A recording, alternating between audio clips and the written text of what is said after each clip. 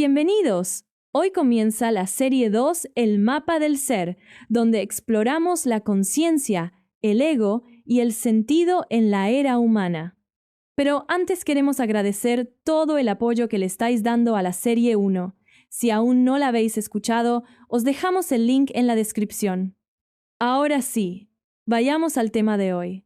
Nos sumergimos en cómo el yo humano se desarrolla. Martín, ¿cómo empieza este proceso en un ser humano? Hola, gracias a todos. Esperemos que la serie 2 también la disfrutéis y de ser así recuerda dejar tu like y tu sentir para que lo sepamos. Bueno, comencemos. Al nacer, un bebé tiene conciencia pero carece de una identidad narrativa. Inicialmente siente y percibe el mundo sin contarse una historia sobre sí mismo. Es como una página en blanco donde cada experiencia va escribiendo su historia. Interesante. Entonces, ¿cómo se transforma esta conciencia en un yo más definido? ¿Qué papel juega la neurociencia aquí? Según el neurocientífico Antonio Damasio, el proceso comienza con un proto-self, que es una sensación corporal básica. Luego evoluciona a un core self, que permite al individuo entender las experiencias como propias. Finalmente se forma un self autobiográfico, que es la construcción de quiénes somos según nuestras historias y recuerdos. Y hablando de historias, parece que la identidad narrativa juega un rol crucial. ¿Podrías explicar cómo se forma esa identidad a medida que crecemos? Por supuesto, a medida que un niño interactúa con su entorno, empieza a construir una narración sobre sí mismo. Por ejemplo, al ser llamado por su nombre, inicia la asociación entre el yo interno y el nombre externo, lo cual es un paso hacia una identidad más compleja. Pero, ¿qué pasa en situaciones donde esta narrativa se ve interrumpida? ¿Afecta al desarrollo del yo? Sí, las interrupciones como el trauma pueden fragmentar la narrativa. Sin embargo, el cerebro humano es resiliente. A través de la terapia y el apoyo social, es posible reconstruir una narrativa coherente, lo que subraya la importancia de una comunidad de apoyo en la formación del yo. Ahora, pasemos al ego. Se suele ver al ego de forma negativa, pero ¿tiene alguna función positiva en nuestra identidad? Definitivamente, el ego es esencial para la autoconservación y la autoestima. Piensa en él como el encargado de mantener la coherencia entre nuestras experiencias y nuestra identidad. Sin un ego saludable, podríamos perder nuestra capacidad de navegar efectivamente en el mundo. Interesante perspectiva. Sin embargo, ¿cómo evitamos que el ego se vuelva un obstáculo en nuestro desarrollo personal? El equilibrio es clave. Practicar la autoconciencia y la humildad puede ayudar a mantener el ego en su lugar. Técnicas como la meditación y el mindfulness son herramientas poderosas que nos permiten observar el ego sin dejarnos controlar por él. ¿Sabes? Me gustaría explorar el futuro del yo. En la era digital, donde la identidad virtual es cada vez más relevante, ¿cómo crees que evolucionará nuestra percepción del yo? Es un tema fascinante. Las identidades digitales permiten experimentar con diferentes yos. Sin embargo, es crucial que estas identidades en línea no desdibujen nuestra identidad real. Un estudio reciente mostró que el 60% de los jóvenes sienten que sus vidas digitales afectan su bienestar emocional. Eso es preocupante. ¿Cómo podemos asegurarnos de que nuestra identidad digital complemente, en lugar de competir con nuestra identidad real? La clave está en la integración. Debemos trabajar hacia una convergencia entre nuestras identidades digital y real.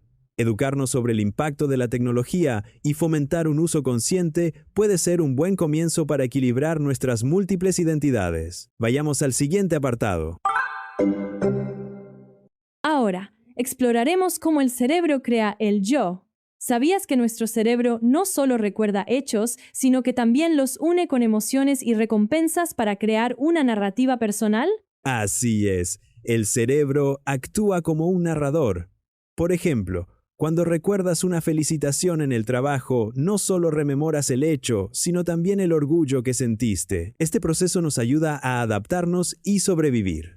Interesante. Pero, ¿qué pasa cuando la historia que contamos no es objetiva?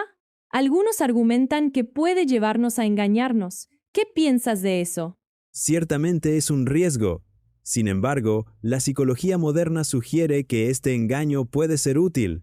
Nos permite pertenecer y defendernos en entornos sociales. La clave está en recordar que es solo una herramienta. Demos un paso más allá. Hablemos del ego como un mecanismo adaptativo. ¿Por qué decimos que el ego no es malo? El ego nos ayuda a predecir y reaccionar ante situaciones. Imagina que estás en una reunión importante. Tu ego te impulsa a destacar, a defender tus ideas. Sin él podríamos ser demasiado pasivos. Claro, pero algunos sostienen que el ego puede llevar a la arrogancia. ¿Cómo equilibramos su función adaptativa con el riesgo de negatividad? Es una cuestión de conciencia. Reconocer el ego como una herramienta, no como una verdad absoluta, nos permite usarlo a nuestro favor sin dejarnos dominar por él. Es como usar un cuchillo para cortar, no para herir. Pasemos a cómo nuestras narrativas personales influyen en la percepción de la realidad. ¿Tienes algún ejemplo de cómo las historias que nos contamos pueden cambiar nuestra visión del mundo? Sí, claro. Un amigo mío siempre pensó que no era bueno en matemáticas porque falló un examen en la escuela. Esa narrativa lo llevó a evitar las matemáticas por años hasta que descubrió su pasión por la programación. ¡Wow! Entonces, ¿cómo podemos cambiar esas historias limitantes para mejorar nuestra vida? Es crucial reescribir nuestras narrativas. Iniciativas como la terapia cognitiva nos enseñan a desafiar esas historias, a encontrar pruebas que las cuestionen y a crear versiones más constructivas de nosotros mismos. Finalmente, hablemos del futuro de la identidad. Con los avances tecnológicos, ¿cómo crees que cambiarán nuestras narrativas personales? La tecnología ya está influyendo. Con las redes sociales creamos múltiples versiones de yo. En el futuro, la inteligencia artificial podría ayudarnos a analizar y ajustar nuestras narrativas de maneras que aún no imaginamos. Eso suena fascinante, pero también plantea preocupaciones sobre la autenticidad.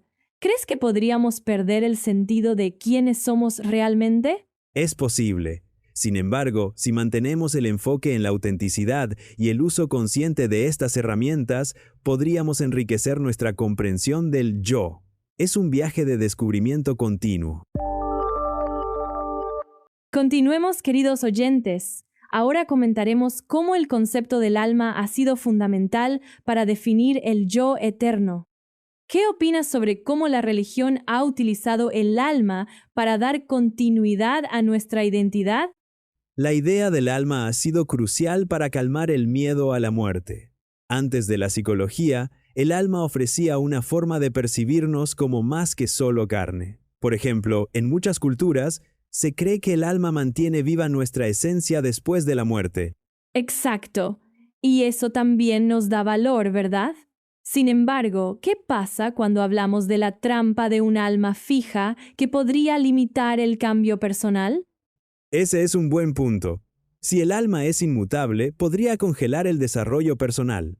En el contexto evolutivo, aunque el alma protege nuestra identidad, también puede crear un sentido de culpa si se siente juzgada. Esto es algo que las religiones han tenido que equilibrar. Cambiando de tema, hablemos de la evolución del yo desde una perspectiva religiosa a una psicológica. ¿Cómo crees que la psicología ha reinterpretado este concepto? La psicología ha introducido el yo más dinámico y adaptable. A diferencia del alma, que es fija, el yo psicológico puede crecer y cambiar. Para ilustrarlo, pensemos en la terapia cognitiva que ayuda a las personas a reinterpretar sus identidades, algo que no era posible con un concepto fijo del alma. Interesante. Pero algunos argumentan que la psicología carece de la profundidad espiritual que ofrece la religión. ¿Qué piensas al respecto? Es cierto que la psicología no explora lo espiritual de la misma manera. Sin embargo, en el futuro podríamos ver una integración más profunda entre ambos campos, donde la psicología incorpora aspectos espirituales para abordar el bienestar de manera holística. Ahora, centrémonos en el debate contemporáneo sobre la identidad y el cambio. ¿Cómo ves la relación entre una identidad fija y el deseo de cambio personal? Es un tema fascinante. Una identidad fija puede ofrecer estabilidad, pero también puede limitar la transformación personal. Por ejemplo, en sociedades donde la tradición es fuerte, el cambio es visto con suspicacia, a pesar del deseo individual de evolución. Entiendo. Pero, ¿podría una identidad más flexible ser la solución? ¿Cómo se podría implementar esto en la vida cotidiana? Una identidad flexible puede ser más adaptable a los cambios. En la vida diaria, esto podría significar fomentar una mentalidad de crecimiento, donde las personas se ven a sí mismas como en constante desarrollo, en lugar de estar definidas por una etiqueta fija. Para cerrar, veamos hacia el futuro. ¿Cómo imaginas que evolucionará el concepto de identidad personal? Creo que veremos una mayor aceptación de identidades múltiples y cambiantes.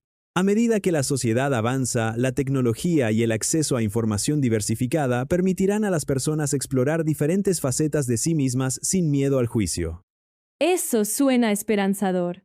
Pero, ¿cómo lidiamos con los desafíos de esta evolución, especialmente en comunidades más tradicionales? Ahí radica el reto. Será esencial cultivar empatía y comprensión intercultural. La educación jugará un papel vital en permitir que las nuevas generaciones acepten la pluralidad de identidades. ¿Qué más tenemos preparado? Vamos con el ego, esa estructura defensiva que Freud no descubrió, sino que desnudó. Martín, ¿cómo actúa el ego como mediador entre nuestros instintos y las normas sociales? El ego equilibra nuestros deseos internos con las expectativas externas, como un árbitro en un partido de fútbol. Por ejemplo, cuando deseamos reaccionar con ira, pero optamos por la calma en una reunión laboral, el ego está gestionando esa respuesta. Interesante. Sin embargo, ¿qué pasa cuando el ego se identifica demasiado con su máscara? ¿No puede esto llevar a una disonancia interna, como sugieren algunas críticas modernas? Justo así. Esta identificación excesiva puede crear una confusión entre supervivencia y verdad, llevando a defensas innecesarias. Carl Jung lo describió como una isla en un océano inconsciente, sugiriendo que hay más en nuestra psique que el ego superficial. Pasemos a cómo el ego gestiona nuestra imagen y coherencia interna. Sabemos que es el guardián de nuestra narrativa personal. ¿Podrías darnos un ejemplo de cómo esto opera en la vida diaria? Claro. Imagina a alguien que siempre ha sido visto como exitoso. Mantener esa imagen puede llevarlos a ocultar fracasos, incluso a sí mismos, para proteger su sentido de coherencia. Es como un director de cine que edita su propia película de vida. Eso tiene sentido. Sin embargo, algunos argumentan que esto puede volverse una prisión psicológica. ¿Qué opinas de esta crítica? Es un argumento válido. El ego puede convertirse en una prisión si nos impide aceptar aspectos de nosotros mismos que no encajan con esa imagen. La solución radica en ser más auténtico y vulnerable, permitiendo una imagen más completa y realista. Hablemos ahora sobre la confusión entre supervivencia y verdad. ¿Cómo puede el ego defenderse cuando ya no hay peligro? ¿Y qué consecuencias tiene esto en nuestra vida? El ego a menudo actúa como si todavía estuviera en situaciones de supervivencia, protegiéndonos de peligros percibidos. Por ejemplo, alguien que ha sido criticado severamente puede reaccionar defensivamente a comentarios inofensivos, como si estuvieran bajo ataque. Eso suena agotador. ¿Hay formas de recalibrar esta respuesta automática para evitar el desgaste emocional? Sí, el mindfulness y la terapia cognitiva pueden ayudar a reconocer y mitigar estas respuestas automáticas. Al hacerlo, uno aprende a distinguir entre peligros reales e imaginarios, liberando al ego de su carga innecesaria. Finalmente, exploremos el concepto de Jung sobre el ego como una isla. ¿Cómo podemos integrar más del inconsciente, ese vasto océano, en nuestra identidad consciente?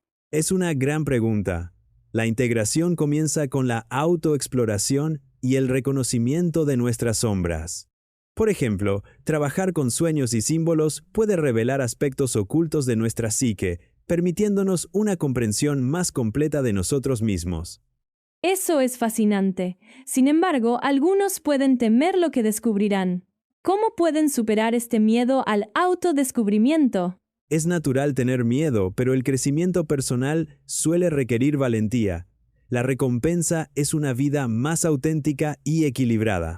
Como dice el dicho, el conocimiento es poder, y conocerse a uno mismo es el poder más grande de todos.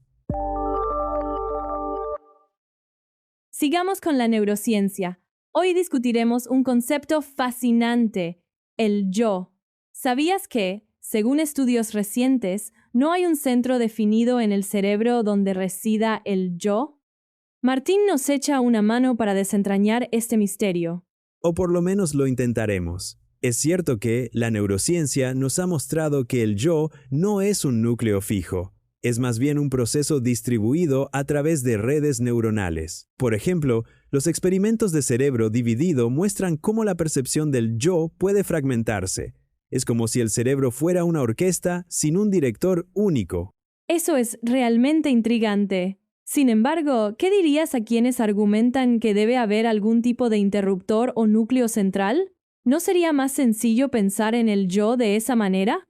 Entiendo esa perspectiva. Sin embargo, la evidencia sugiere lo contrario. Un interruptor único no explicaría cómo personas con lesiones cerebrales o en estados disociativos experimentan cambios en su identidad. Es como un río que fluye y cambia, no un estanque estático. Y a futuro podríamos ver nuevas tecnologías que exploren más estas conexiones distribuidas. Ahora, pasemos a cómo los experimentos neurocientíficos han iluminado la fragmentación del yo. Martín, ¿podrías explicarnos cómo los estudios de cerebro dividido han cambiado nuestra comprensión del yo? Por supuesto. En los estudios de cerebro dividido, los hemisferios cerebrales están separados, lo que puede resultar en dos yos independientes en una sola persona. Imagina que un hemisferio ve una imagen que el otro no puede. Cada lado puede desarrollar su propia narrativa. Esto nos muestra que el yo es más un mosaico que una imagen unificada. Fascinante. Pero, ¿no hay un riesgo de que estos experimentos nos hagan sobresimplificar la complejidad del yo? ¿Cómo podemos evitarlo? Es un buen punto. Debemos tener cuidado de no reducir el yo a simples divisiones. Cada experimento es solo una pieza del rompecabezas. La clave es integrar estas piezas para obtener una visión más completa. Con más investigación, podríamos desarrollar modelos que capturen mejor la fluidez del yo. Siguiendo adelante, hablemos de cómo el yo puede cambiar y adaptarse. Martín, ¿podrías compartir un ejemplo donde el yo se haya reescrito debido a una neurolesión? Claro. Un caso bien documentado es el de Phineas Gage, cuya personalidad cambió radicalmente tras un accidente que dañó su lóbulo frontal. Antes era amable y responsable y después se volvió irritable e impulsivo. Esto muestra que el yo puede cambiar con el cerebro. Es como actualizar el software de una computadora. El hardware sigue, pero el comportamiento se transforma. ¡Increíble! Sin embargo, algunas personas creen que estas alteraciones son temporales y que el yo verdadero permanece intacto. ¿Qué opinas de esta idea? Esa es una visión común, pero la evidencia sugiere que el yo es inherentemente adaptable. No es solo una capa superficial, es dinámico y evolutivo. A medida que avanzamos, podríamos ver terapias personalizadas que ayuden a las personas a reconstruir su sentido del yo tras lesiones o traumas. Finalmente, mirando hacia el futuro, ¿qué esperas de la investigación sobre el yo? ¿Hay tecnologías emergentes que podrían cambiar nuestra comprensión actual? Definitivamente. Con el avance de la inteligencia artificial y el mapeo cerebral, podríamos desentrañar aún más los misterios del yo. Las tecnologías como la neuroimagen avanzada nos permiten ver en tiempo real cómo se activan las redes neuronales. Esto podría llevar a descubrimientos revolucionarios sobre cómo se forma y mantiene el yo. Eso suena prometedor, pero ¿qué desafíos podríamos enfrentar en este camino? ¿Hay riesgos éticos o técnicos que deberíamos considerar? Sí, hay desafíos significativos. La ética de manipular o alterar el yo es compleja. Además, la tecnología aún necesita superar barreras en precisión y accesibilidad. Sin embargo, con una investigación responsable y ética, podríamos abrir nuevas vías para entender quiénes somos realmente. Hablemos ahora del papel fundamental del nombre en nuestra identidad. ¿Sabías que al escuchar tu nombre, tu cerebro responde de una manera única? Es fascinante cómo algo tan simple puede tener tanto poder. Es como dejar un like en este momento para hacernos saber que te está gustando el programa. Así es, el nombre actúa como un ancla para el ego. Desde que te llaman por primera vez, comienzas a construir una identidad. Recuerdo que de niño, cada vez que me llamaban por mi nombre, me sentía visto y reconocido, lo cual solidificaba mi sentido de ser. Exacto. Y es interesante cómo esa identidad a veces se convierte en una carga. Piensa en etiquetas como eres bueno en matemáticas o eres malo en deportes. ¿Qué pasa cuando esas etiquetas no reflejan quién realmente somos? Esto puede ser problemático. Lacan mencionaba que nuestra identidad se forma a partir del reflejo de los demás. Si siempre te han dicho que eres malo en algo, puedes llegar a creértelo, limitando tu potencial. Necesitamos cuestionar estas percepciones. Ahora, hablemos del rol social del nombre. Cuando alguien te llama hijo de, inmediatamente te colocan en un contexto familiar y social. ¿Cómo influye esto en nuestra autoimagen? Es un buen punto. Ser hijo de no solo te da un lugar en una familia, sino que también te asigna expectativas. Por ejemplo, en mi familia, ser el hijo del médico significaba que debía seguir sus pasos, lo cual moldeó mis decisiones de vida. Pero, ¿qué ocurre cuando alguien no cumple con esas expectativas? ¿No crees que puede generar un conflicto interno entre lo que somos y lo que los demás esperan que seamos? Definitivamente. Las expectativas sociales pueden crear una disonancia entre nuestro ser auténtico y la imagen que debemos proyectar. Es crucial encontrar un equilibrio y, a veces, redefinir quiénes somos más allá de esas etiquetas sociales. Pasemos a cómo nos definimos a nosotros mismos. Lacan dice que somos un reflejo de lo que los demás perciben. ¿Podemos realmente conocer nuestro verdadero yo en un mundo tan lleno de percepciones ajenas? Es un desafío. Vivimos defendiendo una identidad aprendida, no necesariamente auténtica. Un amigo mío siempre fue visto como el gracioso, pero en realidad deseaba ser tomado en serio. Fue un largo camino para que se permitiera ser quien realmente quería ser. Eso me recuerda a las redes sociales, donde proyectamos una versión de nosotros mismos. ¿Estamos construyendo una identidad sólida o simplemente alimentando una ilusión? Las redes pueden ser una espada de doble filo. Nos permiten mostrar lo que queremos, pero también pueden atraparnos en un ciclo de aprobación. Lo crucial es usar estas plataformas para explorar y no para limitar nuestra verdadera esencia. Finalmente, exploremos cómo podemos avanzar hacia una identidad más auténtica. ¿Qué pasos podemos tomar para liberarnos de esas etiquetas que no nos definen? Primero, cuestionar las etiquetas que nos han impuesto. Un ejercicio útil es escribir quiénes creemos ser y luego ver cuáles de esas características realmente nos pertenecen. Esto ayuda a desmantelar las ideas ajenas. ¡Interesante!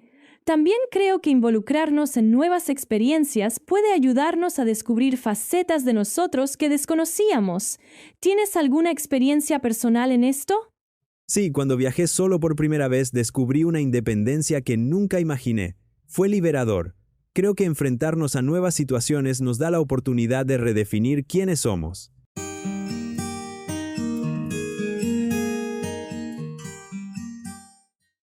Dejemos una reflexión intrigante. El yo comienza como una protección, pero puede convertirse en una jaula. ¿Qué crees que significa esto, Martín? Bueno, el yo es como una armadura que nos protege del mundo exterior. Pero, con el tiempo, si nos aferramos demasiado a esa identidad, se convierte en una prisión que limita nuestro crecimiento. Por ejemplo, personas que se definen únicamente por su trabajo pueden sentirse atrapadas si pierden su empleo. Interesante. Sin embargo, algunos podrían argumentar que una identidad fuerte es necesaria para el éxito. ¿Cómo respondemos a eso? Claro, una identidad definida puede ser útil, pero es importante no confundirla con la verdad absoluta. Si nos apegamos demasiado, nos volvemos rígidos y tememos el cambio. La clave está en la flexibilidad. Como decía Heráclito, No puedes bañarte 2 veces en el mismo río. Siguiendo con nuestra conversación, el yo teme dejar de ser alguien, incluso más que morir. ¿Por qué crees que esto sucede, Martín? Es un miedo profundo. Cuando el yo se identifica con logros o relaciones, teme perder su significado. Un estudio de 2019 demostró que la pérdida de identidad es una de las mayores fuentes de ansiedad en adultos mayores. Es como perder el mapa de uno mismo. Pero ¿no es natural querer ser recordado, dejar un legado? ¿No es eso parte de lo que nos impulsa? Por supuesto, el deseo de ser recordado es humano. Sin embargo, debemos diferenciar entre dejar un legado y aferrarnos al ego. La verdadera paz viene de aceptar que somos parte de algo más grande, no solo individuos aislados. Ahora, hablemos del orgullo y la vergüenza, dos emociones que nacen de un yo rígido. ¿Cómo se relacionan estas emociones con nuestra identidad, Martín? El orgullo es a menudo una defensa contra la inseguridad. Nos aferramos a logros para validar nuestra existencia. Por otro lado, la vergüenza surge cuando sentimos que no cumplimos con las expectativas. Un ejemplo es la comparación en redes sociales, que puede alimentar tanto el orgullo como la vergüenza. Sin embargo, algunos dicen que el orgullo puede ser positivo. ¿Qué piensas de eso? Sí, el orgullo sano puede motivarnos a mejorar, pero si se convierte en arrogancia, nos desconecta de los demás. Debemos cultivar un equilibrio, apreciando nuestros logros sin dejar que defina nuestro valor. Para cerrar este tema, exploremos cómo podemos liberar al yo de esta prisión. ¿Qué estrategia sugieres, Martín? La clave está en la flexibilidad y el crecimiento. Practicar la meditación y el mindfulness nos ayuda a observar nuestros pensamientos sin identificarnos con ellos. Un estudio de 2020 encontró que estas prácticas pueden reducir significativamente el apego al yo. Eso suena prometedor, pero ¿no es difícil dejar ir el yo en un mundo que valora tanto la individualidad? Es un desafío sin duda. Sin embargo, al reconocer que somos más que nuestras identidades, podemos encontrar una libertad interior. Como dijo Lao Tse, conocerse a uno mismo es ser iluminado. Y con eso, pasamos a la última parte del programa. Como última parte, exploraremos la fascinante idea de que el yo no es nuestro enemigo, sino un mapa. Empecemos con esto. ¿Por qué crees que es importante reconocer al yo, Martín? Reconocer al yo es fundamental porque es el punto de partida para cualquier acción, como un mapa que nos guía. Aunque no es el territorio en sí, nos proporciona un marco para entendernos, como un buen GPS emocional. Interesante. Entonces, si el yo es solo una construcción, ¿cómo podemos evitar perder nuestra libertad personal cuando nos identificamos demasiado con él? Buena pregunta. La clave está en la conciencia. Al igual que un mapa, el yo puede ser útil, pero no debemos confundirlo con la realidad. Es vital recordar que podemos rediseñar este mapa cuando sea necesario para no quedar atrapados en un solo camino. Hablando de mapas, ¿puedes darnos un ejemplo de cómo el yo actúa como una herramienta útil en la vida diaria? Claro, imagina que el yo es como las instrucciones de un videojuego. Sin ellas, no sabrías cómo interactuar con el mundo del juego. Una vez, un amigo mío usó esta analogía para superar sus miedos en el trabajo, viendo el yo como un manual en lugar de una prisión. Eso suena útil, pero ¿qué pasa cuando el yo se convierte en un obstáculo? He leído que a veces puede limitar nuestra perspectiva. Exactamente. Cuando el yo se vuelve rígido, limita nuestras posibilidades. Es como usar un mapa viejo para una ciudad que ha cambiado. Debemos actualizar nuestra autopercepción para mantenernos relevantes y libres. Pasando al siguiente punto, ¿qué crees que es lo que tanto teme perder el yo? El temor principal es perder la identidad y el control. Sin embargo, es importante entender que soltar ciertas partes del yo puede abrirnos a nuevas experiencias, como dejar de aferrarnos a un mapa cuando descubrimos nuevos caminos. Entonces, ¿dirías que el miedo es más una resistencia al cambio que una pérdida real? Exacto. El miedo al cambio es natural, pero al final, lo que realmente perdemos es una oportunidad de crecimiento. Una vez que lo aceptamos, podemos usar ese miedo como combustible para explorar nuevas direcciones. Finalmente, mirando hacia el futuro, ¿cómo ves la evolución del yo en nuestra sociedad? Creo que el futuro del yo es dinámico. A medida que las culturas se entrelazan y la tecnología avanza, nuestra comprensión del yo también cambiará. Será menos una construcción fija y más una red flexible de identidades. Eso suena prometedor. ¿Cómo podríamos prepararnos para esa evolución del yo? Debemos fomentar la apertura y la curiosidad, tal como actualizar un mapa viejo con nuevos descubrimientos. La práctica de aceptar la incertidumbre y el cambio será crucial para navegar en este nuevo paisaje del yo. Si este viaje te inspira, ayúdanos a seguir explorando dejando un like y suscribiéndote. Así no te perderás ninguna ruta hacia lo desconocido. Hasta la próxima, gracias.